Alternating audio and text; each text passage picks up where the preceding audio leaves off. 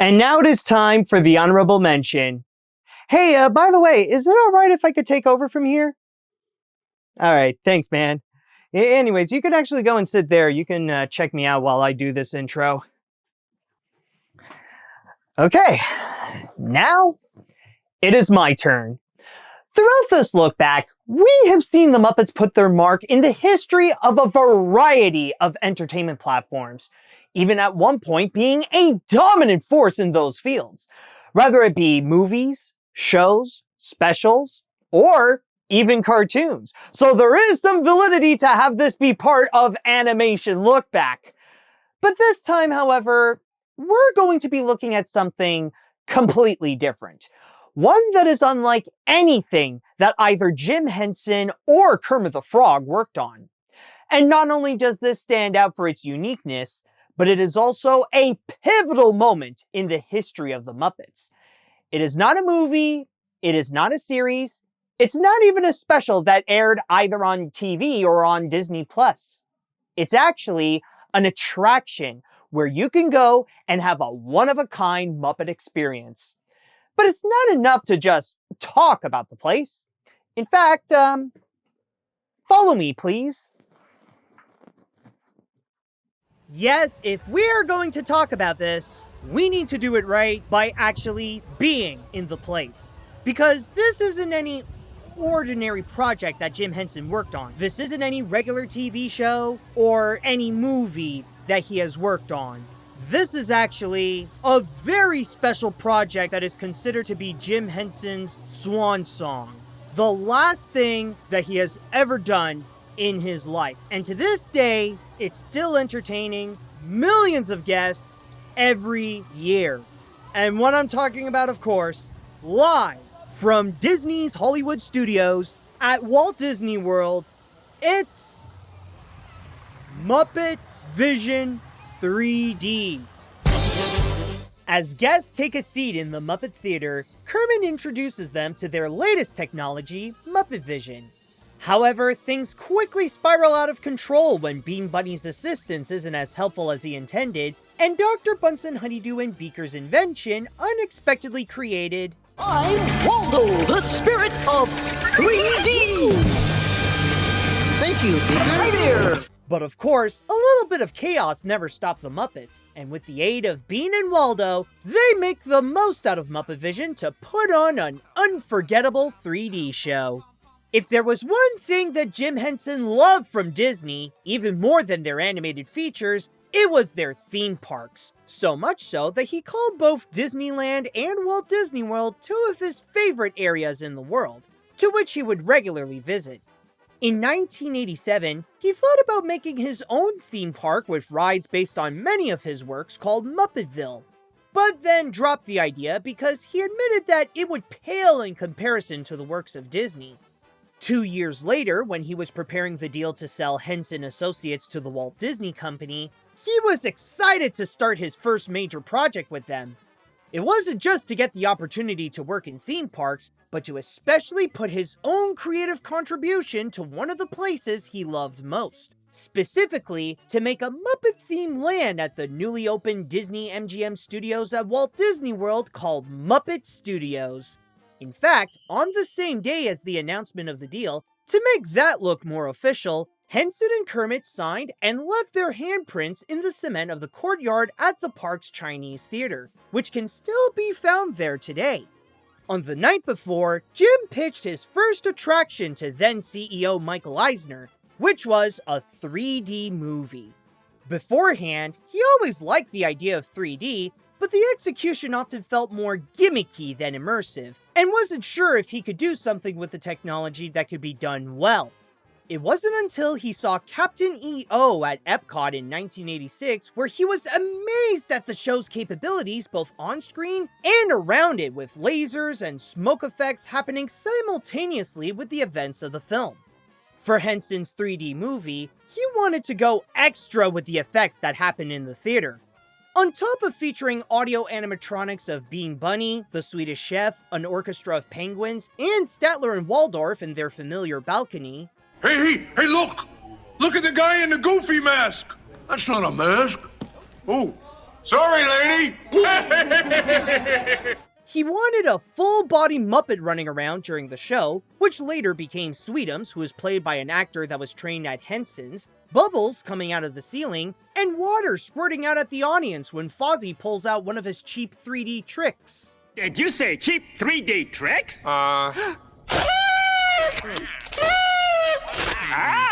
As for the story, he originally wanted Bean Bunny to be the star, who at the time was one of the newest members of the Muppets when he first joined the gang in the Jim Henson Hour. He envisioned the 3D film as Bean's big debut as a Muppet, while the others like Kermit, Miss Piggy, and Fozzie would have cameos throughout. However, the Imagineers advised Jim that it's best to have the more familiar Muppets lead the attraction to make it easier to bring in guests, resulting in Bean to have a secondary but still significant role, along with another Muppet who debuted in the Jim Henson Hour, Waldo C. Graphic. And while he and the Imagineers were working on the film, Bill Pretty was brought on board as the writer to gather all the concepts they pitched to each other and turn them into a storyline. At the same time, they brainstormed other ideas that his corner at Disney-MGM Studios could feature, including a working television studio where guests would see Muppet productions at work, and 2 restaurants, one themed to the Electric Mayhem called Hard Luck Cafe, and the Great Gonzo Pandemonium Pizza Parlor, a pizzeria where animatronic rats deliver your food. Gonzo would be heard crawling in the air ducts to get Camilla. The Swedish chef would be attacked by a giant glob of pizza dough, and the kitchen doors would often open up to let out smoke and chicken feathers. But then there was another concept that Jim developed that would have been the centerpiece of the land alongside his 3D show, called the Great Muppet Movie Ride. As the title suggests, it would have been a parody of the park's then signature attraction, the Great Movie Ride, where each scene is a recreation of a famous movie moment, but they were all presented with the Muppets making them while teaching guests how features are created. The only catch is that everything they say is absolutely wrong, and the guests would have seen firsthand as to why, since the productions would go, well, as you would expect when handled by the Muppets. It'll be a backstage ride of explaining how movies are shot, and it's almost, but all the information is wrong. As you can see from the concept art here, designed by Marcelo Vignali and Joe Lazzaro, some of the scenes planned for the ride include Frankenstein, Indiana Jones, Peter Pan, and Pigs in Space, where dozens of audio animatronic Muppets demonstrate how they can make a production go upside down. Some even speculated that its 3D counterpart also functioned as a test to see the capabilities of how they could turn the Muppets into a true 3D ride like this one. This was a great example of the ambition that Jim Henson had when working with Disney. And it's bittersweet to see what the company could have done if they were more committed to presenting the Muppets at the parks. But we're not there yet in our story, so... Going back to the 3D film, production began on January of 1990 in Stage 3 at the Walt Disney Studios in Burbank, California, the same soundstage that the company built for their 1954 feature, 20,000 Leagues Under the Sea, to which the project was given the title Muppet Vision 3D. The first scene they filmed was Miss Piggy's musical number where she sings Dream a Little Dream of Me, since it required a water tank.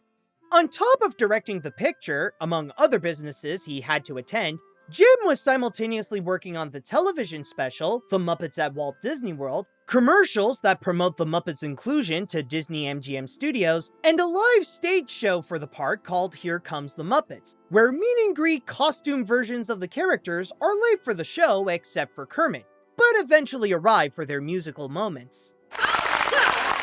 See ya. Me too. What'd you say? Nothing, Mickey. Listen, I gotta run. Bye now. So long. However, similar to the deal of selling Henson Associates, the business side of Muppet Vision 3D was frustrating for Jim.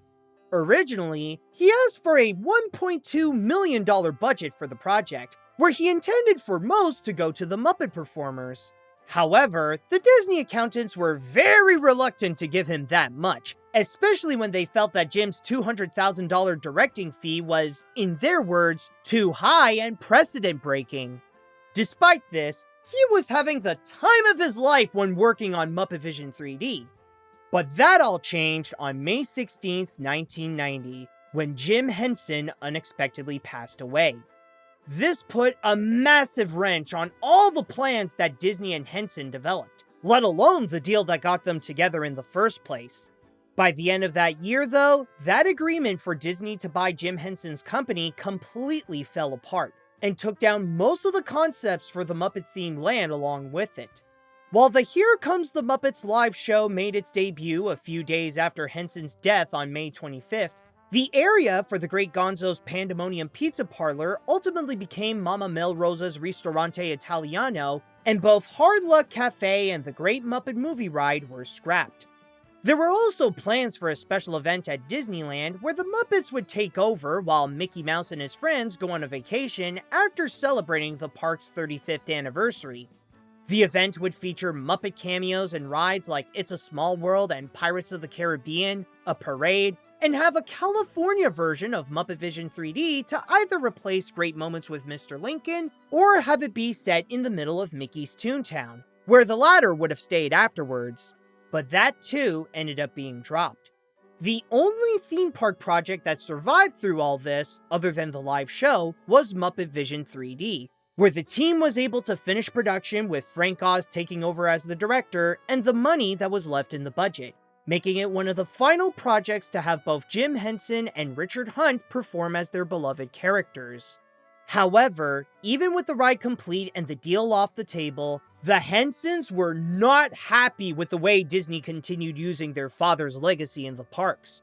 On April of 1991, Henson Associates filed a lawsuit against Disney for trademark and copyright infringement to stop their use of the Muppets at Disney-MGM Studios and not open Muppet Vision 3D.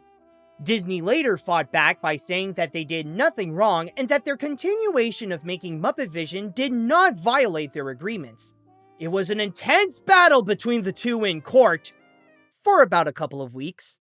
Yeah, this turned out to be a very short courtroom drama. In the end, the Hensons got a bit more of the win on this one, where Disney agreed to pay for a license to use the characters and give them an apology. However, this is not a license where they could do whatever they want with the Muppets. It was only good for 18 months, with the option to renew for 3.5 more years, and could only use them in their theme parks east of the Mississippi River in the US. With that agreement at the time, if the Hensons wanted to have Kermit simultaneously show up in Walt Disney World and in Universal Studios in Hollywood, they would have been allowed to do so. In fact, this is the legal agreement that explains how Universal has the exclusive rights to use the Marvel superheroes in their Orlando resort, despite the fact that they're now all owned by Disney. It also helped the situation when one of Jim's sons, Brian, saw the finished film and loved it,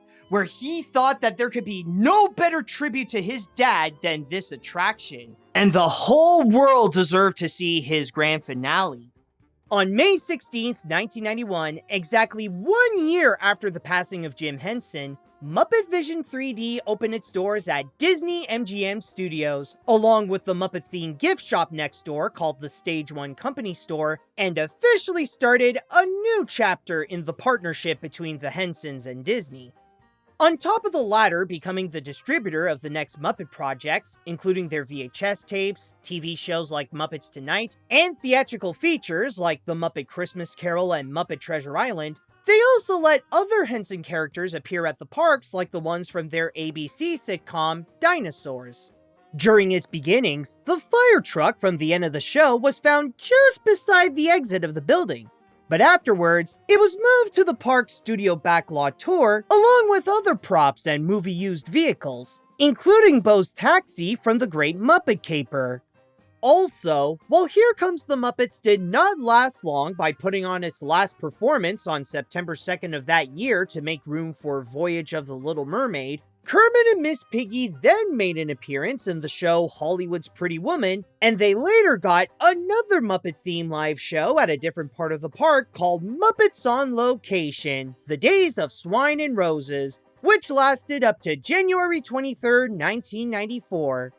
By the time the 2000s rolled along, while the Muppets were trying to become independent from Disney and find a new owner, the Hensons allowed Disney to bring the 3D film to the West and opened the California version of Muppet Vision 3D at the Disneyland Resort's latest park, Disney California Adventure. It was mostly the same as the one in Florida, except the outdoor queue had a different variety of crazy gags, and there was a small outdoor gift shop nearby called Rizzo's Prop Shop.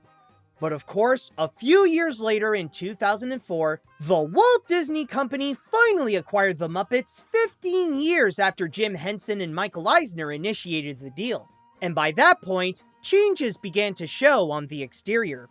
Soon after the acquisition, Disney removed Jim Henson's name from the building and redesigned the hot air balloon to remove the words and only feature Kermit's face. Even the sign in California had an update where the name was replaced with curtains in the back and stars that feature sketches of the Muppets around the Kermit statue.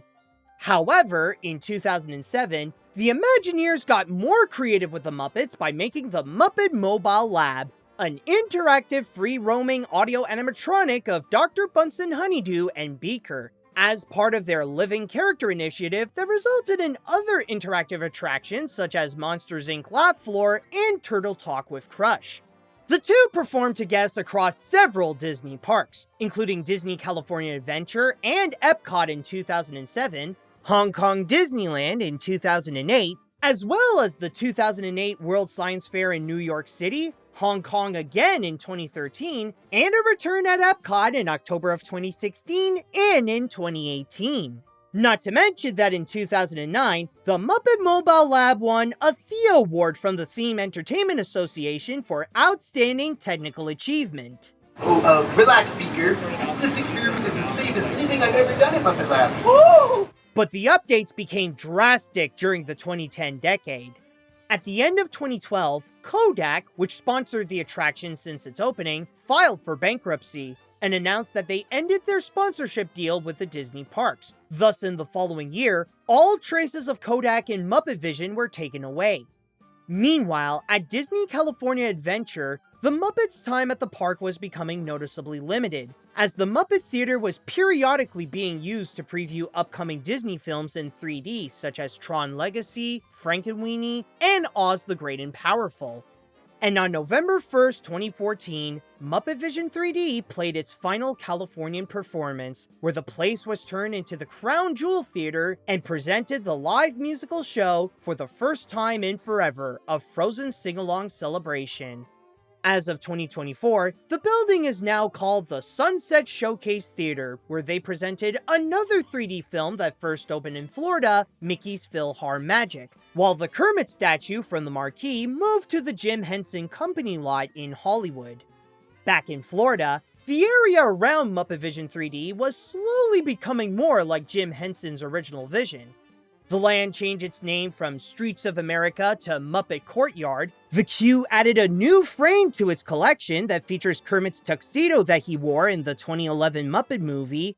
The bathrooms have a replica of the Gonzo's Royal Flush sign from the same film. And the restaurant in front of the attraction, Toy Story Pizza Planet Arcade, got refurbished into Pizza Rizzo, a Boston-themed pizzeria that took parts of the Hard Luck Cafe and the Great Gonzo Pandemonium Pizza Parlor concept to create a Muppet-themed restaurant with New York-style artwork and decorations.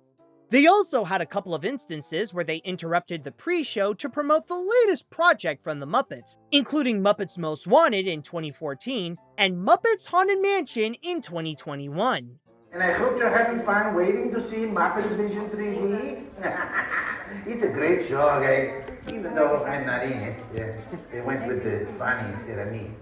Forget you'll see this. Back to real Muppet Show. On the other side of Walt Disney World at the Magic Kingdom, they opened a new live show in Liberty Square called The Muppets Presents Great Moments in American History, where Kermit, Miss Piggy, Fozzie, Gonzo, and Sam Eagle all recount the founding of the United States.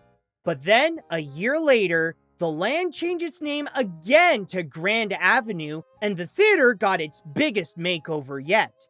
The signature sign featuring Kermit was replaced with a marquee with 2 long posters. The fountain was turned into a planter a few months prior, then returned back as a fountain, but without the statues of Animal, Gonzo, and Fozzie, and the building was named Grand Arts Theater.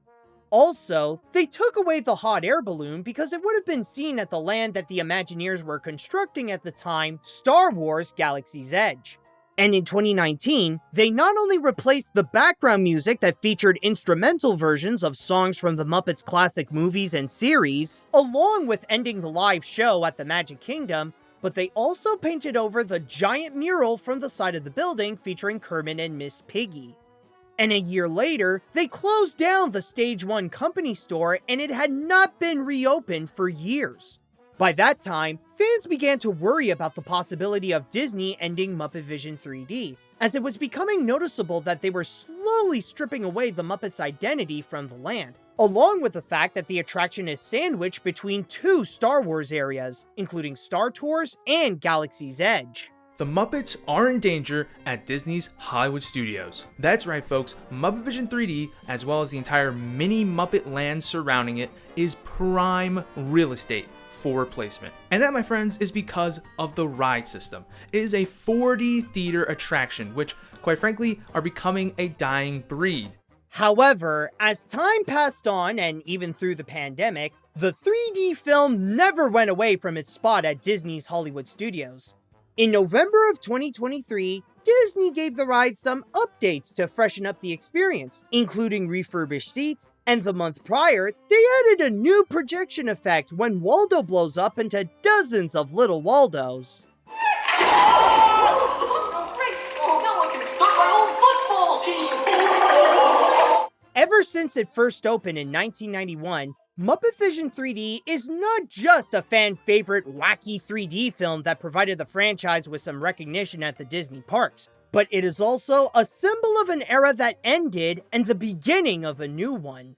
It was the last time that the world got to enjoy Jim Henson doing what he loved most by putting on a show with his good friends, while also experimenting with new technology in order to find creatively innovative ways to entertain audiences. As well, like I mentioned before, one of the final moments where people got to hear Jim play as Kermit. Ladies and gentlemen, I'd like to apologize for our slight technical difficulties. But I do wish to assure you that no one was hurt, and this theater suffered only minor damage. So thank you very much for coming to see this demonstration of Muppet Vision technology, and enjoy the rest of your stay, and come see us again sometime. But at the same time, it was the start of the Muppets' complex relationship with Disney. A collaboration that later led to an acquisition that is responsible for both many of the gang's strongest and weakest moments in their history. As much as they caused mayhem in movies, television, and streaming, their one ride marks as one of their most celebrational moments and Disney's most Muppetational attraction.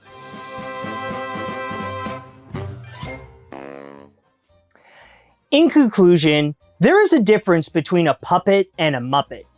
Some may say that the Muppets are just glorified puppets with extra clout. But their long and prosperous history proves that this couldn't be further from the truth. The secret to the Muppets' timelessness and everlasting charm is that they are the personification of the spirit of entertainment. Through colorful characters putting themselves in the wackiest of situations, they represent what people love about entertainment and the joys of being an entertainer. They don't do what they do for money, fame, or climbing up the social ladder. They do it because they love making people happy.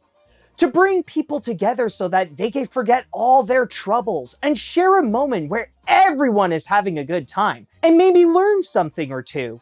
And the best part is that they do so by doing what they love and creatively expressing themselves, like singing, dancing, telling jokes, performing stunts, cooking, teaching, making science experiments, playing music, and so much more. But despite being made of felt, fur, and other oddball objects, there's something about the Muppets that make them feel like they are as real and alive as the performers holding them up. And that's because the performers themselves are as crazy as the characters they play. Whether they are from the original team or from the modern members, they put a part of themselves into the Muppets in order to bring them to life on television, movies, stage, streaming, and in 3D. Their jobs aren't really to put on a show, but to continue the legacy set by Jim Henson when he created Kermit all those decades ago. And as demonstrated by Henson, all those who are around him, and the ones keeping the Muppets alive today, they embody a piece of advice Jim gave to the world. Please watch out for each other, and love and forgive everybody. It's a good life. Enjoy it. Thank you all so much for watching, and until next time, see you later, dudes. Hey everyone, if you enjoyed this part and the whole series, then give this a like and subscribe to my channel for more inspiring stories on the making of your favorite movies, shows, and more. Creating this look back was an incredible experience that helped me find even more appreciation for the Muppets and the craftsmanship that brings them to life.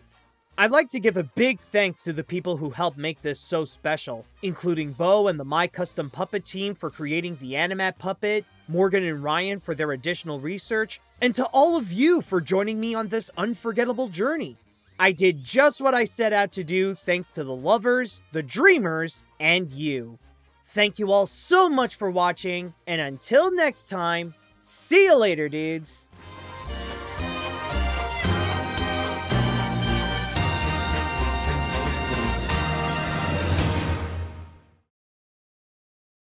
Thanks for bringing me on board. I had a great time with this. Hey, no problem. I honestly think you helped out to make this be really amazing.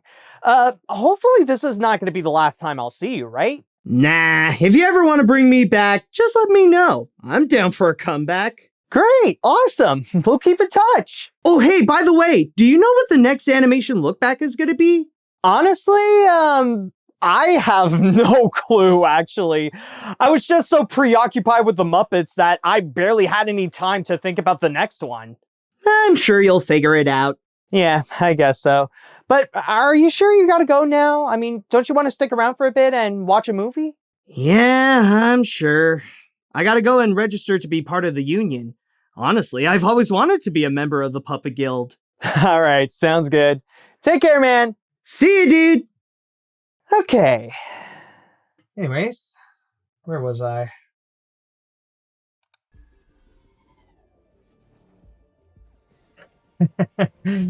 Always love that Easter egg. Yeah. They will never die. Wait. Wait!